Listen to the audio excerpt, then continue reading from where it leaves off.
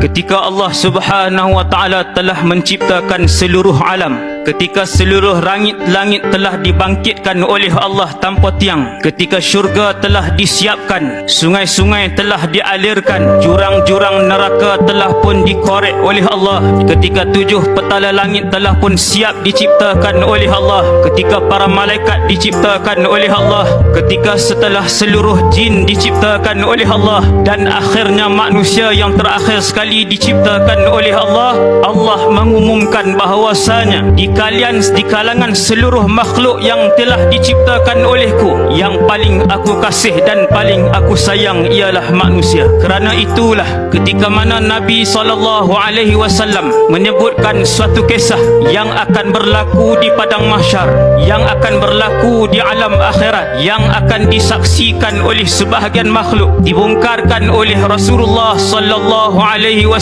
akan kejadian dan keadaan itu, iaitulah kata Nabi, inni la'alamu akhira ahlin nari khurujan. Tidakkah kalian tahu, sesungguhnya aku mengetahui satu perkara, kata Rasulullah, iaitulah aku tahu lelaki terakhir yang keluar daripada neraka, wa akhira ahlil jannati dukhulanil jannah, dan dia adalah lelaki terakhir yang masuk ke dalam syurga. Kemudian pintu syurga akan terus tidak mengalu-ngalukan sesiapa pun selepas lelaki itu. Kisah ini membayangkan kasih Allah kepada manusia. Kisah ini akan menyedar dan mengajarkan kita, memberi pengajaran kepada kita, saya dan semua yang berada di dalam masjid ini, yang kita semua adalah manusia. Sesungguhnya Allah Subhanahu wa taala sangat mengasihi dan menyayangi manusia.